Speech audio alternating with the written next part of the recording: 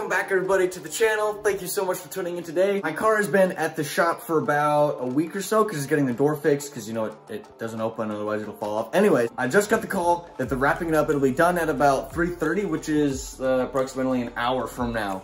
So yeah, let's get this started. It works.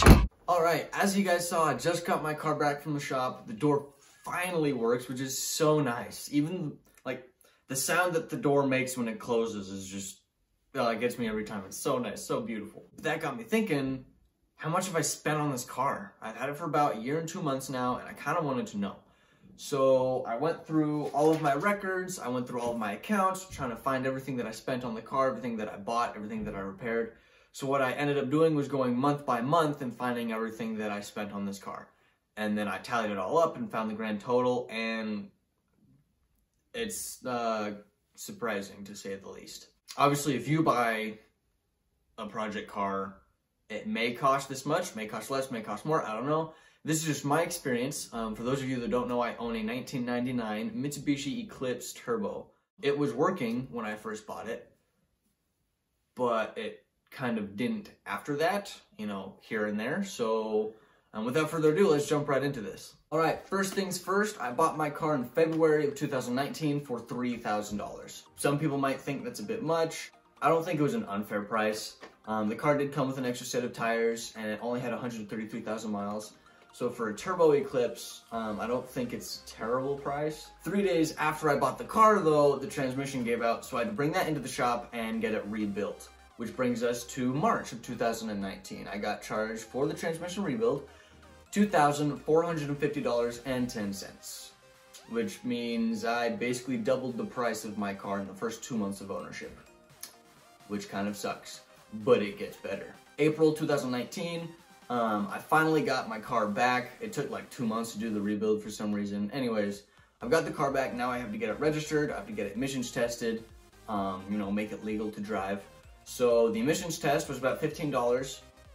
It failed, which was not surprising. But they referred me to a shop to get all the emission stuff fixed so that it would pass. And they did that, but they weren't able to fix everything because they couldn't get all the parts for it, basically. So they just waived emissions for me, but not without charging me for it. That repair was $585.31. Then I started doing some odds and ends on my own. I bought a new battery for $193.83.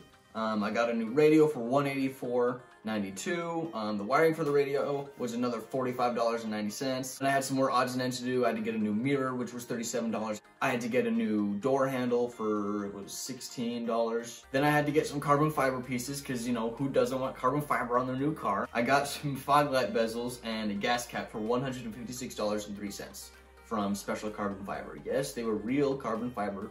I was going to put that fake garbage all over my car. May 2019, this is when I put my first performance modification on my car, because I've never modded a car before, so I was pretty eager to do this. And what's the first thing you always do to your car?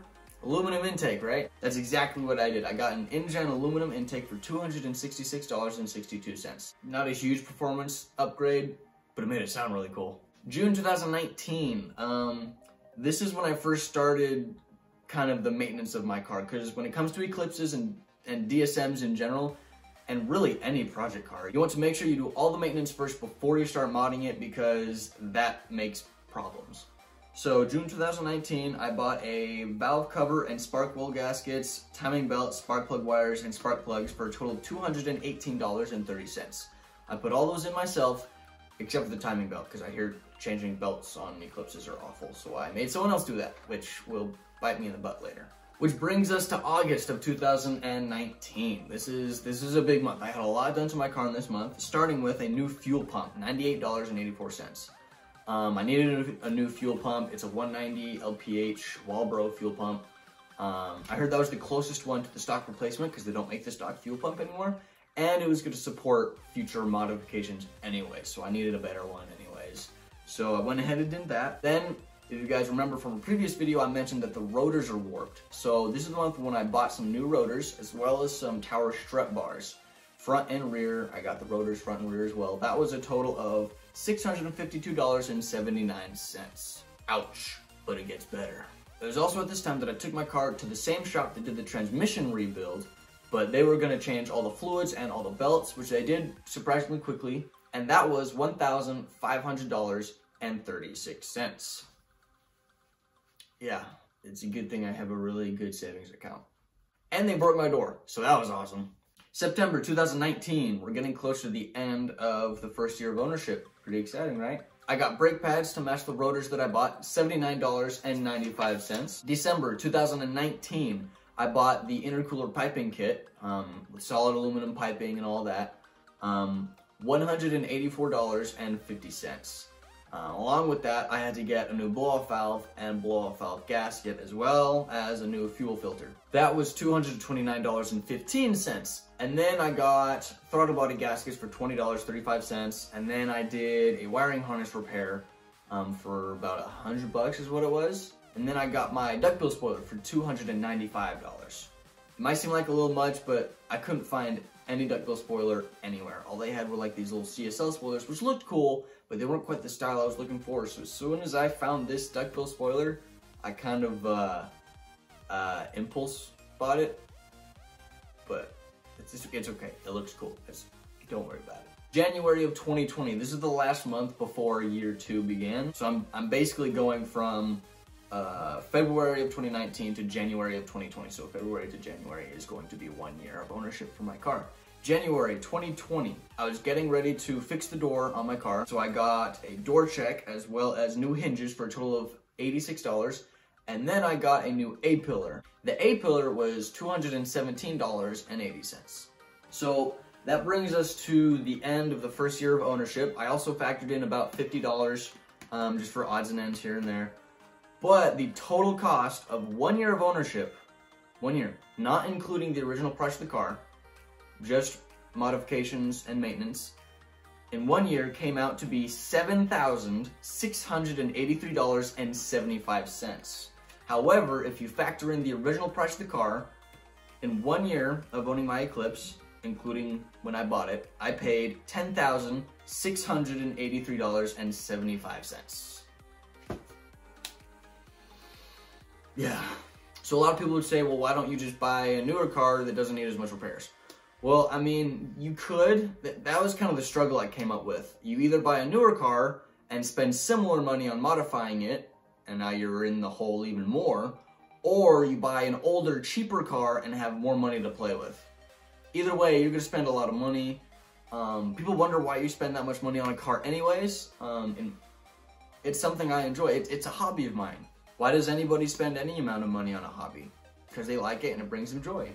Well, working on cars is something I really enjoy, and it makes me happy, and it gives me something to do and something to fellowship with other people with.